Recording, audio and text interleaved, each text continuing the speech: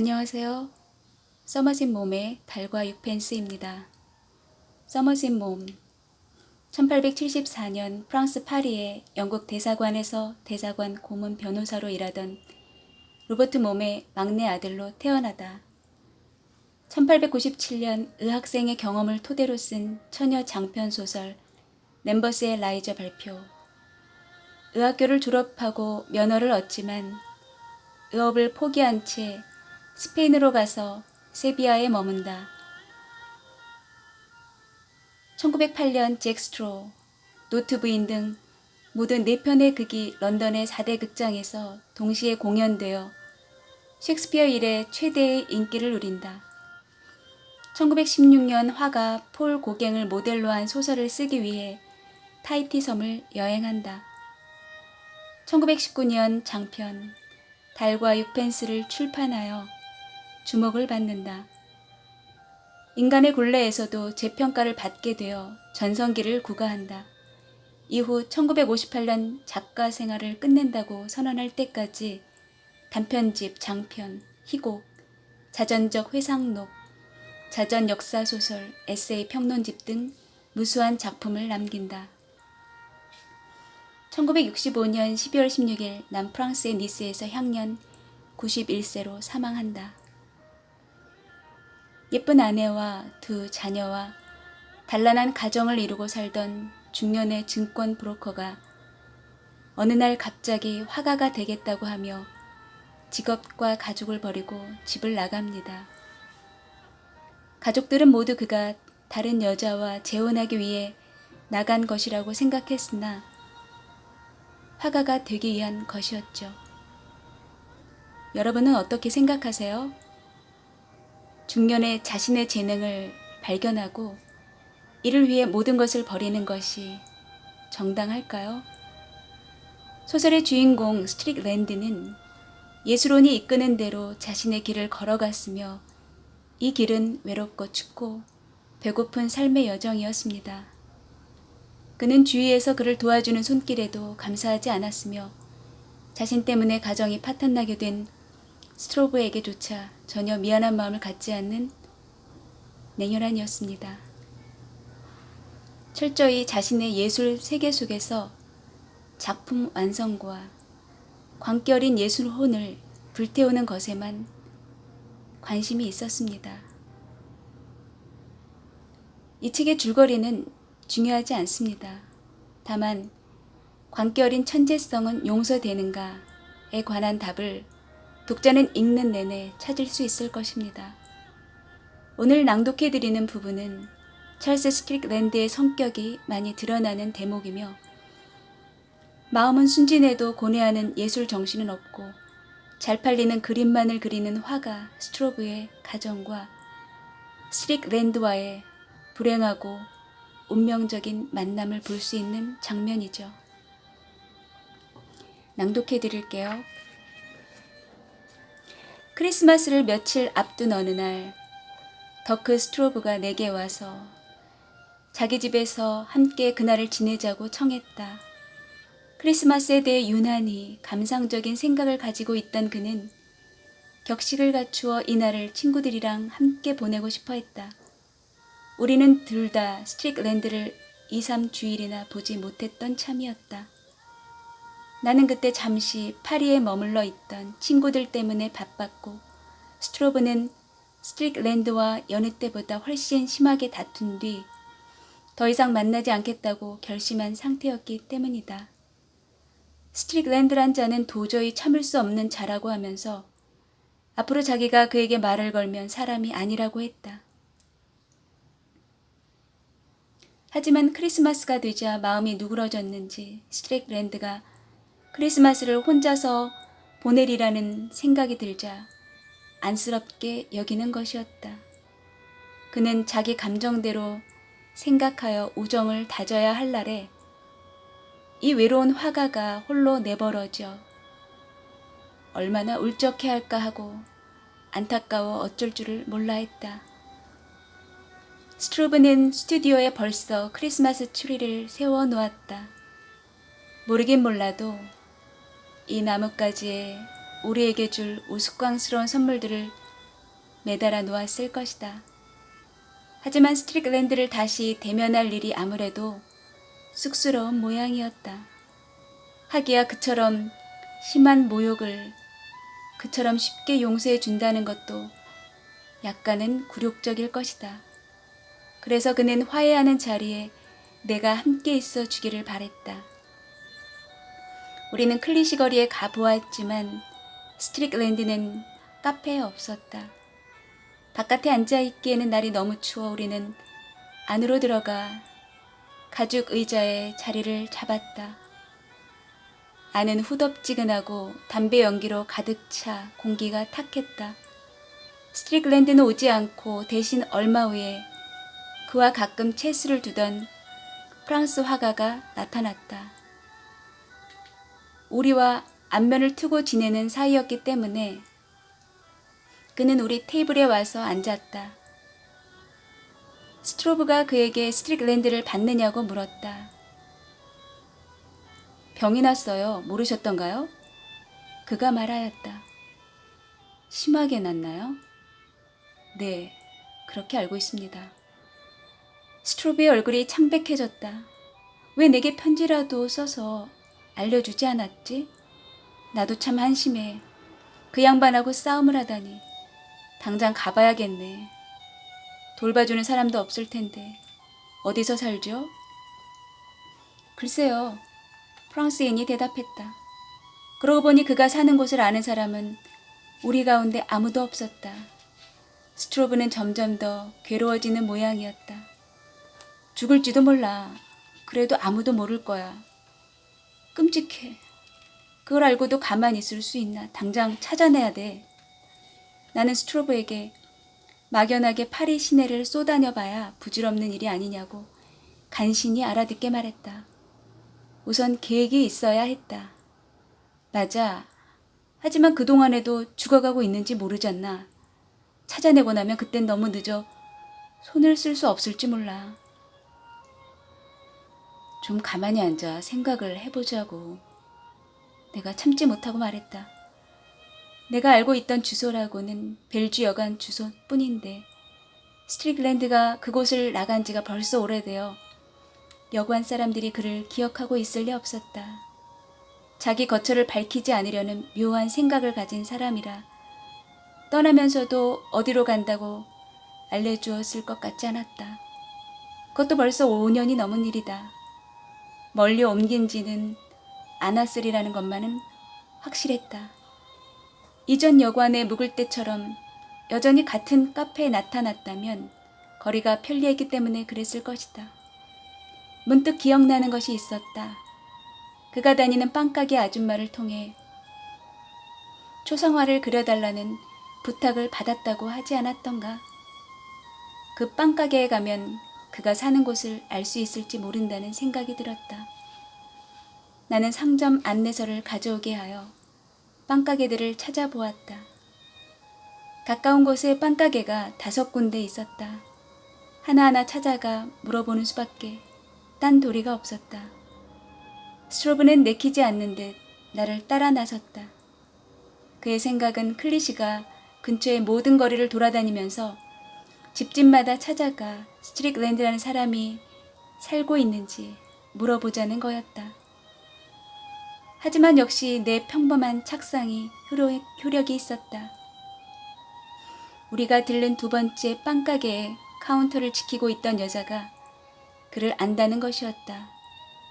어느 집인지는 확실히 모르겠지만 어쨌든 길 건너편의 3집 가운데 하나라고 했다.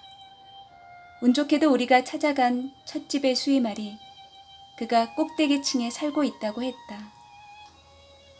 병이 난 모양이죠? 스트로브가 말했다. 그럴지도 몰라요. 수의가 무심하게 대꾸했다. 요 며칠 동안 얼굴을 통 보지 못했으니까.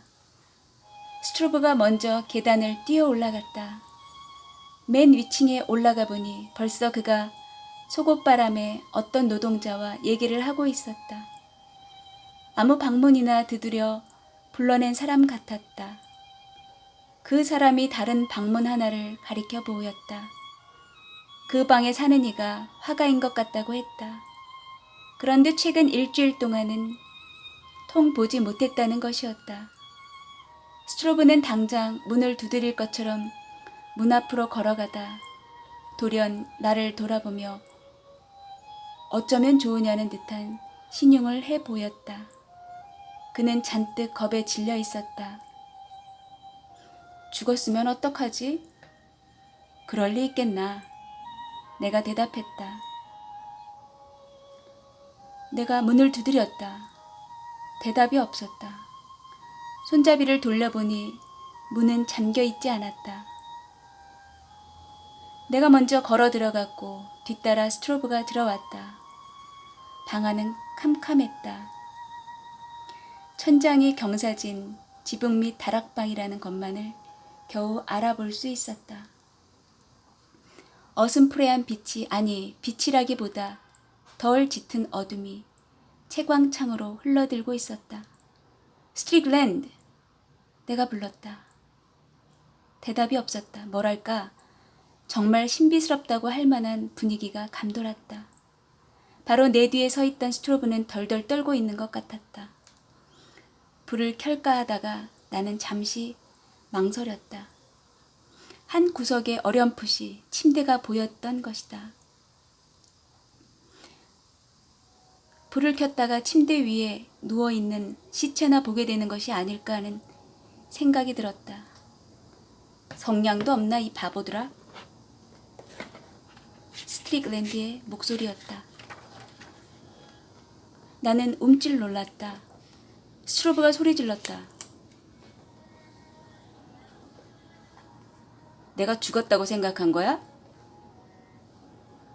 스트로브가 다시 소리 질렀다. 아유, 정말 죽은 줄 알았지 뭡니까? 나는 성냥을 켜고서 초를 찾았다. 그런 다음 그 조그만 아파트를 재빨리 둘러보았다. 침실 겸 스튜디오로 사용하는 방인데 물건이라고는 침대 하나와 벽 쪽을 향해 세워둔 캔버스 몇 개, 이젤, 테이블, 의자 하나뿐이었다. 바닥에는 카페트도 깔려있지 않았다. 난로도 없었다.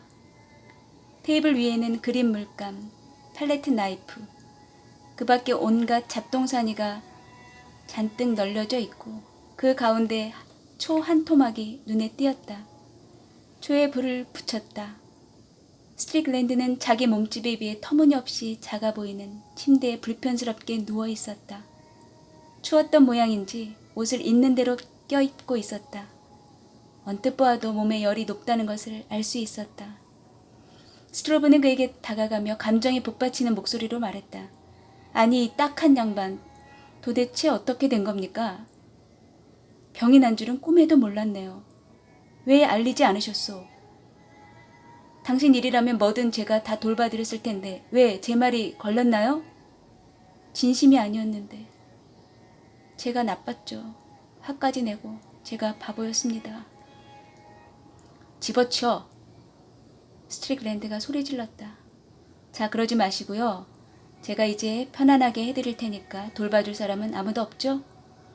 스트로브는 더러운 다락방을 참담한 표정으로 둘러본다. 그리고는 이부자리를 고쳐준다. 그러는 동안 스트릭랜드는 괴롭게 숨을 내쉬면서 화가 치민 표정으로 침묵을 지키고 있다. 그는 못마땅하는 듯이 나를 슬쩍 쳐다보았다. 나는 잠자코 서서 그를 바라보았다.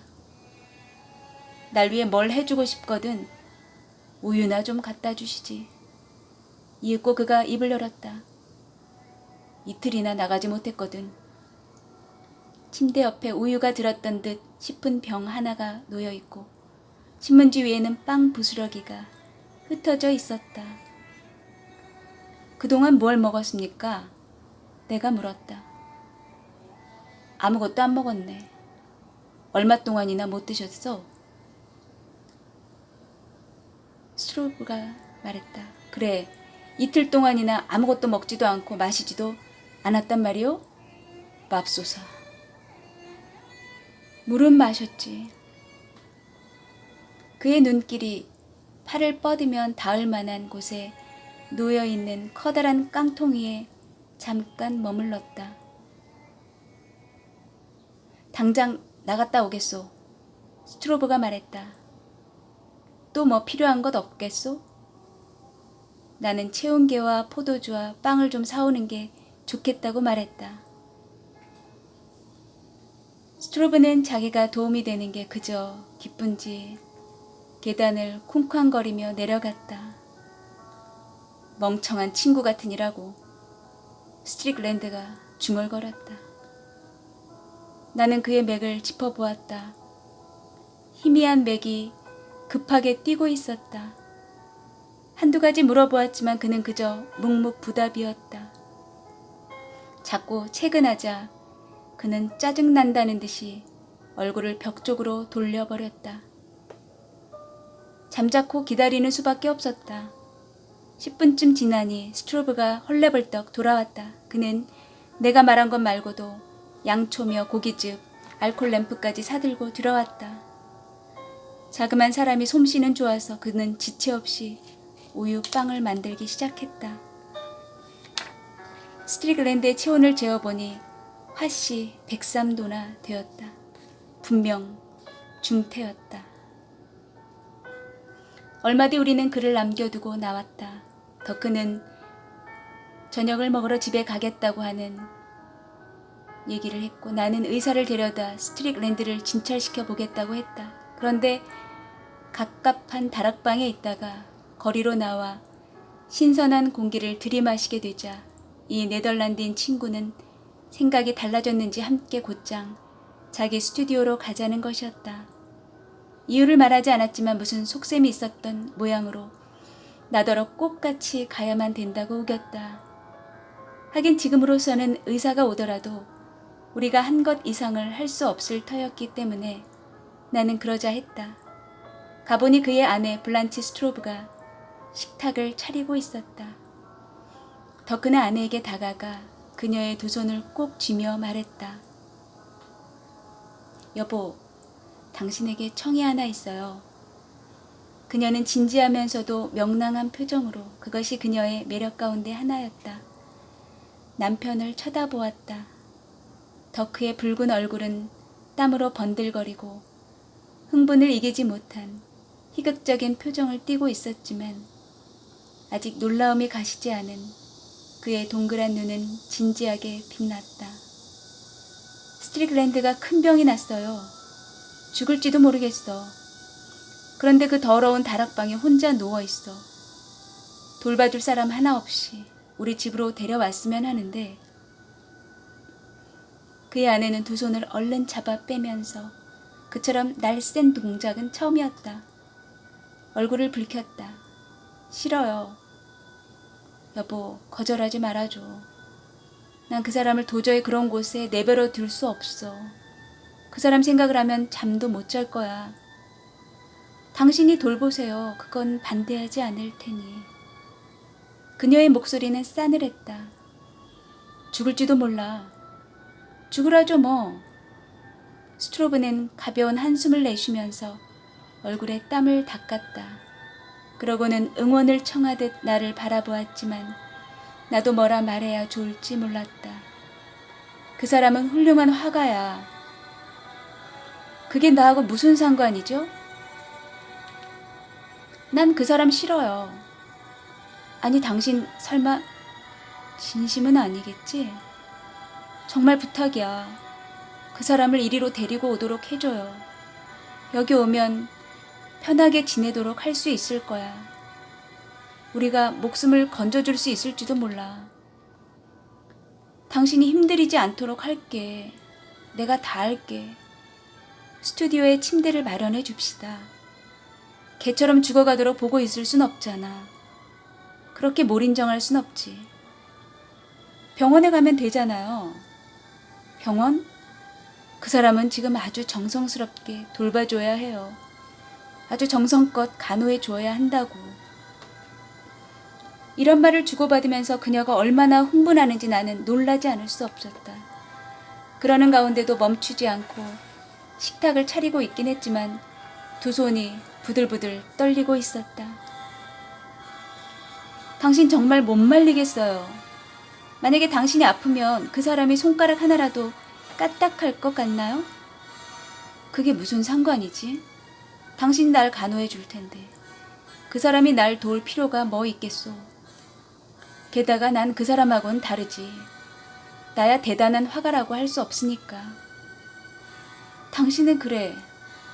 똥개만한 기계도 없나요? 땅바닥에 넙죽 엎드려 그저 날 밟아줍시오 하는 꼴이니 말이에요. 스트로브는 풋풋하고 웃었다. 아내가 왜 그렇게 나오는지 그제야 그 까닭을 알만하다고 여겼던 모양이다. 여보, 그러니까 당신은 언젠가 그 사람이 여기 와서 내 그림을 보던 나를 생각하고 있는 모양이구먼. 그 사람이 내 그림을 좋게 보지 않은 게 뭐 어떻소. 그런 그림을 보여준 내가 어리석었지. 내 그림이야 썩 훌륭한 그림은 못 되잖아. 그는 서글픈 표정으로 스튜디오를 한 바퀴 둘러보았다. 이젤 위에는 반쯤 그리다만 그림이 하나 놓여 있었는데 한 이탈리아 농부가 웃으면서 눈동자가 까만 소녀의 머리 위로 포도송이를 들어 올리고 있는 모습을 그린 것이었다. 그림이 마음에 들든 안 들든 예의는 지켜야 할 것 아니에요. 왜 모욕까지 줘야 하죠? 그 사람은 당신을 노골적으로 멸시하는데 당신은 그 사람 손을 핥고 있는 격이에요. 정말이지 난 그 사람 싫어요. 여보, 그 사람은 천재라니까. 당신은 설마 나를 천재로 생각진 않겠지. 나도 내가 천재였으면 좋겠어. 천재를 볼 줄은 알지. 천재를 정말 진심으로 존경해. 세상에서 천재보다 굉장한 건 없어. 천재들에게야 그게 큰 부담이 되지만 말이야.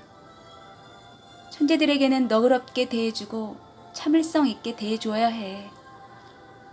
집안 싸움에 약간 당황해서 한쪽으로 비켜 서 있던 나는 스트로브가 왜 그렇게 굳이 나더러 같이 오자고 졸랐을까 의아스러웠다.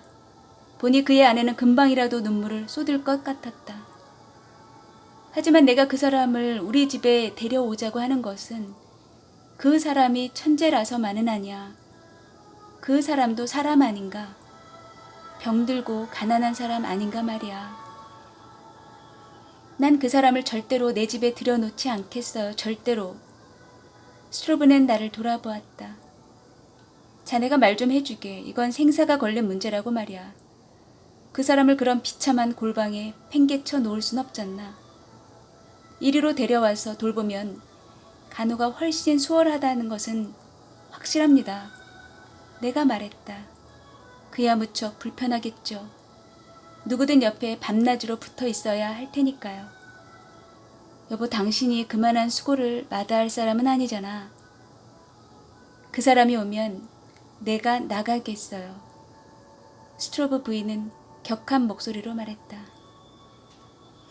당신 영 딴 사람 같군. 그렇게 친절하고 다정하던 사람이. 제발 날 좀 그만 놔둬요.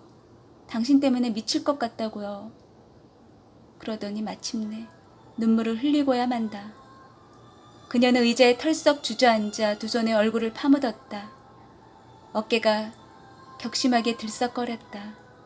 덕크는 당장 아내 곁에 무릎을 꿇고 그녀를 감싸 안고 입을 맞추며 온갖 듣기 좋은 애칭을 동원하여 그녀를 불러댔다. 어느 사이에 그의 볼에도 눈물이 흘러내리고 있었다. 이윽고 그녀는 그로부터 몸을 빼내고 눈물을 닦았다. 혼자 있고 싶어요. 그녀는 꽤 누그러진 목소리로 말했다. 그리고는 나를 돌아보고 미소를 지으려고 하면서 이렇게 말하는 것이었다. 이런 꼴을 보여 어떻게 생각하실지 모르겠네요. 스트로브는 어리벙벙한 표정으로 아내를 바라보며 머뭇거렸다. 이마에 주름이 잔뜩 잡히고 붉은 입술이 비죽이 튀어나와 있었다. 그런 꼴이 야릇하게도 흥분 상태에 있는 실험실의 흰 쥐를 연상시켰다. 그럼 안 되겠단 말이오, 여보? 그녀는 기운이 하나도 없다는 듯이 몸짓을 했다. 탈진해버린 것 같았다. 여긴 당신 집 아니에요. 물건도 다 당신 거고 당신이 그 사람을 데려오고 싶다면 내가 어찌 막을 수 있겠어요. 갑자기 스트로브의 둥그런 얼굴에 환한 미소가 피어올랐다. 그럼 동의한단 말이지?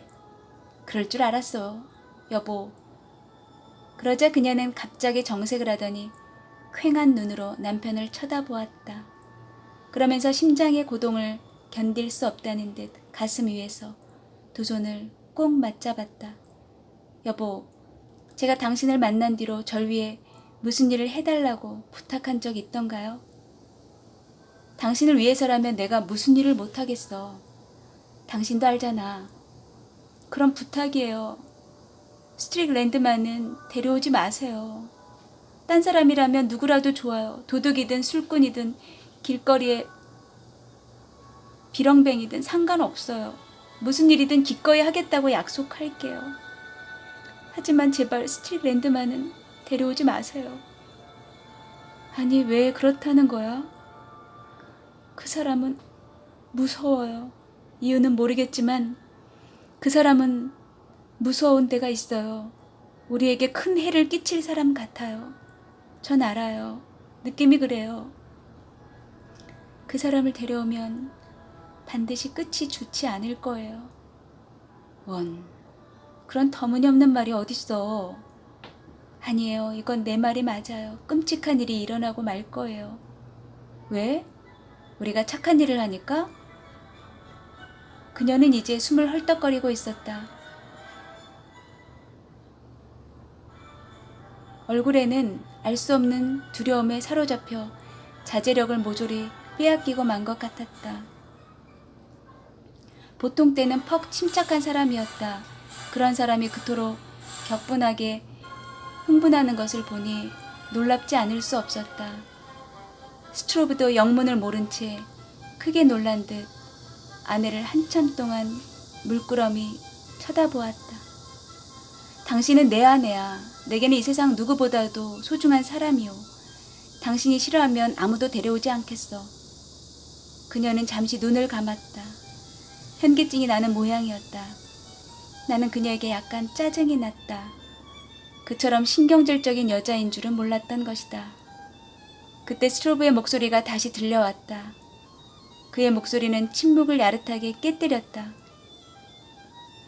당신도 딱한 처지에 빠진 적이 있었지 않소. 누군가 도움의 손길을 내밀어 주었기에 망정이지. 당신도 그러한 도움이 얼마나 고마운 것인진 알겠지? 이제 당신에게도 기회가 왔으니 이번엔 누군가를 도와주고 싶지 않소? 평범한 말이었지만 내게는 어쩐지 설교조로 들려 하마터면 웃음이 나올 뻔했다. 그런데 그 말에 돌연 블란치 스트로브의 태도가 변하는 것을 보고 나는 깜짝 놀랐다. 그녀는 움찔하더니 남편을 한참이나 뚫어지게 바라보는 것이었다. 스트로브는 방바닥에 눈길을 떨어뜨린 채 꼼짝 않고 서 있었다. 민망해하는 기색이었지만 이유를 알 수 없었다.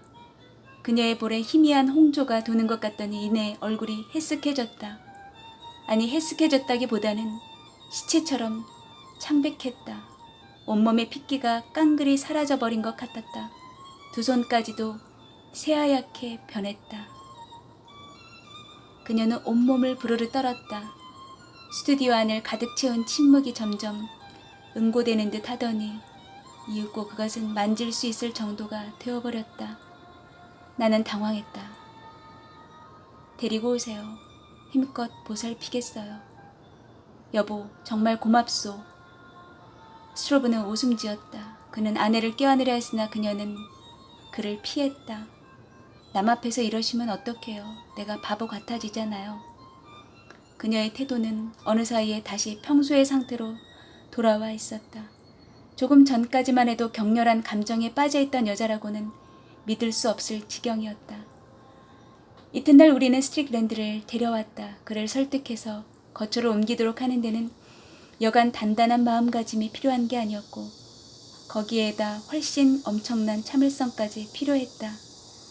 하지만 병이 워낙 심각했기 때문에 스트릭랜드는 스트로브의 애원과 내 단호한 태도에 제대로 저항하지 못했다. 우리는 맥없는 소리로 욕설을 퍼붓는 그에게 옷을 입힌 다음 아래층으로 부축해 내려와 마차에 태우고 마침내 스트로브의 스튜디오로 데리고 왔다. 스튜디오에 도착했을 즈음에는 그도 지칠 대로 지쳐 우리가 침대에 눕힐 때도 아무 말 없이 몸을 내맡겼다. 그는 6주일을 꼬박 앓았다. 몇 시간을 더 살지 못할 것 같았던 순간도 있었다. 지금 돌이켜보면 그가 목숨을 부지하게 된 것은 순전히 그 네덜란드인의 끈질긴 정성 덕분이었다고 생각할 수밖에 없다. 나는 그보다 더 다루기 힘든 환자를 본 적이 없었다. 까다롭고 성마른 성격이어서가 아니었다. 그는 아무런 불평도 하지 않았고 무엇을 요구하는 일도 없었으며 철저하게 입을 다물고 있을 뿐이었다. 누군가로부터 돌봄을 받는 것 자체가 분하다는 태도였다. 이쪽에서 기분이 어떠냐, 필요한 건 없느냐고 물을 낮추면 그때마다 어김없이 그는 조롱이나 냉소나 욕설로 응수했다.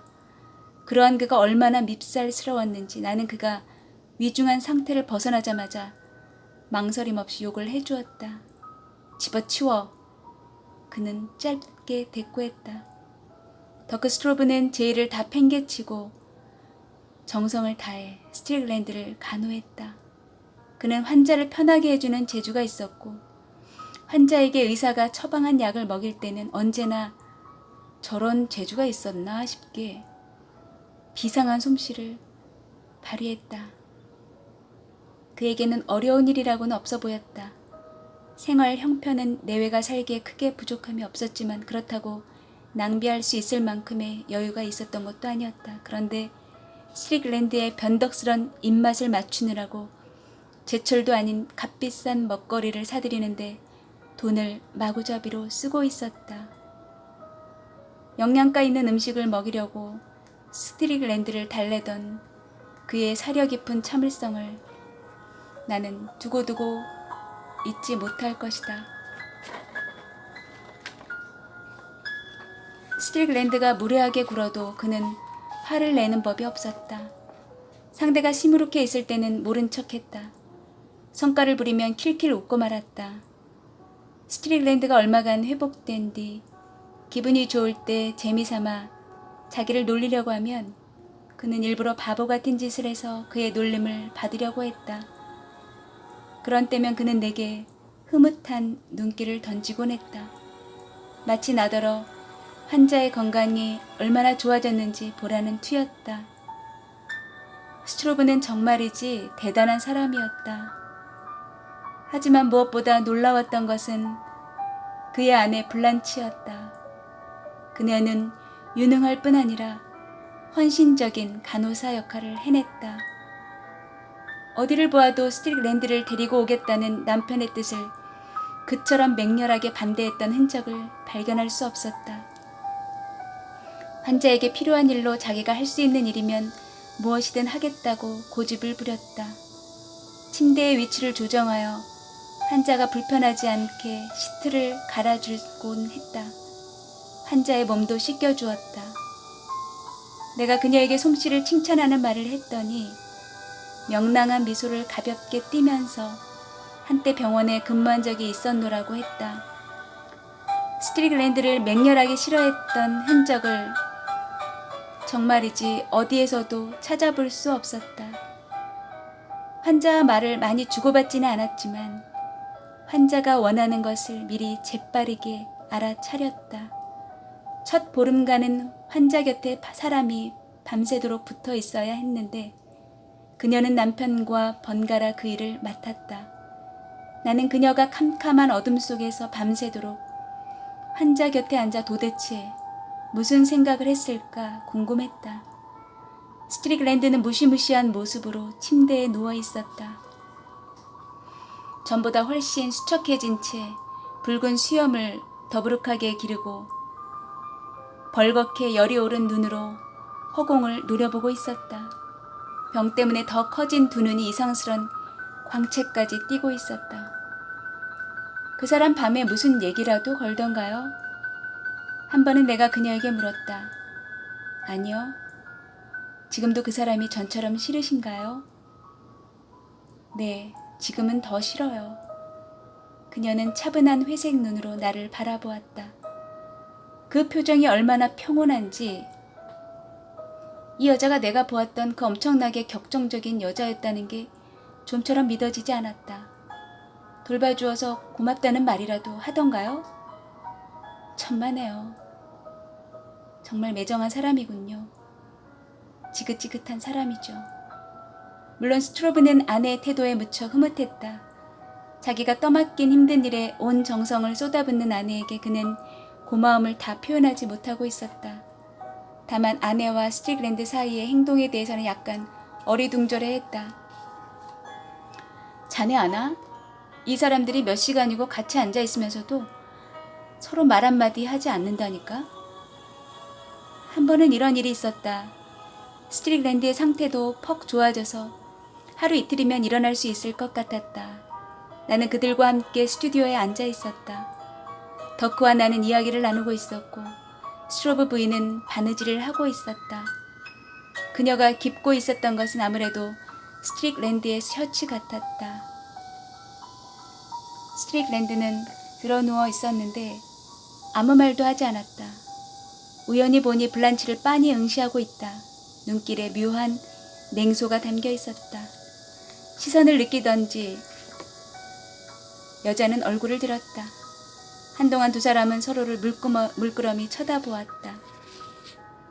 그때 그녀의 표정을 나는 정말 이해할 수 없었다. 야릇한 당혹스러움이랄까 아니면 이유는 알 수 없으나 두려움 같은 것이 두 눈에 배어 있었다. 스트릭랜드는 곧 고개를 돌려 천장을 이곳저곳 멀거니 바라보았다. 여자는 마냥 그를 빤히 보았다. 그 눈길에는 참으로 설명하기 힘든 표정이 담겨 있었다. 그러고 난 지 2, 3일 후에 스트릭랜드는 겨우 자리에서 일어났다. 남아있는 것이라고는 뼈와 살 가죽뿐이었다. 옷을 입은 모습이 허수아비의 누더기를 걸쳐놓은 꼴이었다. 더부룩한 턱수염에 길게 자란 머리칼, 늘 실제보다 커 보이던 이목구비가 앓고 난 뒤엔 더욱 두드러져 기이한 모습으로 보였다. 어찌나 기이한지 못나 보이지도 않을 지경이었다. 그는 못생겼지만 어쩐지 범상치 않은 데가 있었다. 그가 주는 인상을 뭐라고 표현해야 정확할지 모르겠다.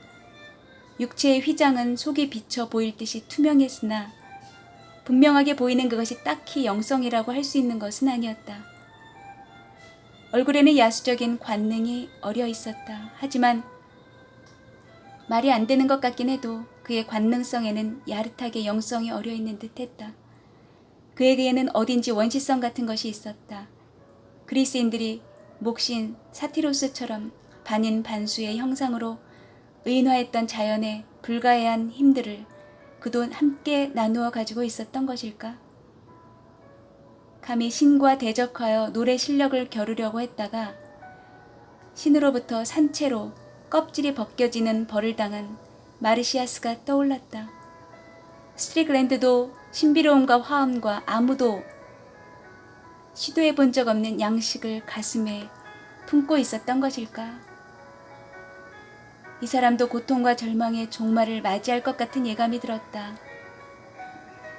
또다시 귀신에 홀린 사람이라는 생각이 들었다. 하지만 악귀에 씌었다고는 할 수 없었다. 그를 홀린 귀신은 선하게 존재하기 이전에 있었던 원시적인 힘이었을 테니까. 그는 아직 기운을 회복하지 못해 그림을 그리지 못했다. 그래서 스튜디오에 그냥 말없이 앉아 무언가를 골똘히 생각하거나 책을 읽었다. 그는 이상한 책들만 좋아했다.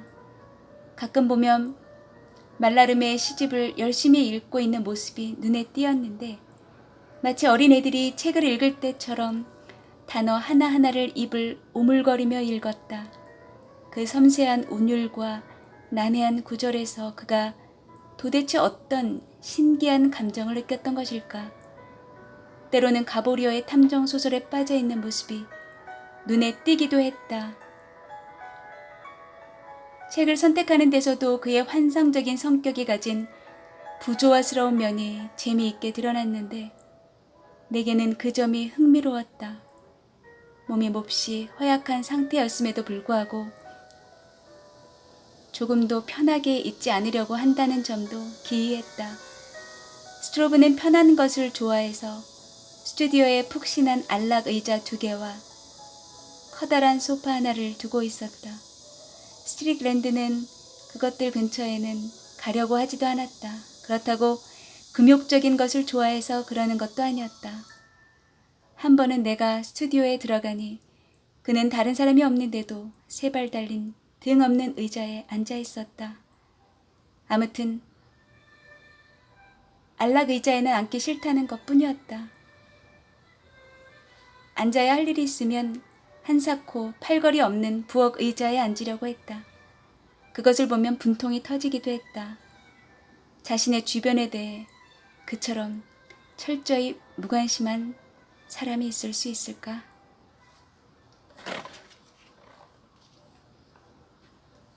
지금까지 서머셋 모험의 달과 6펜스였습니다. 청취해주셔서 감사드리고요.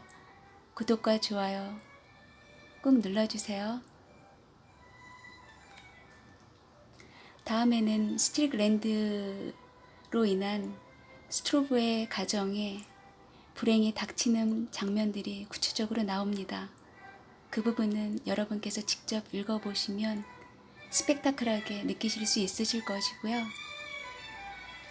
오늘 또 좋은 하루 보내시고 다음 시간에 뵐게요. 안녕히 계세요.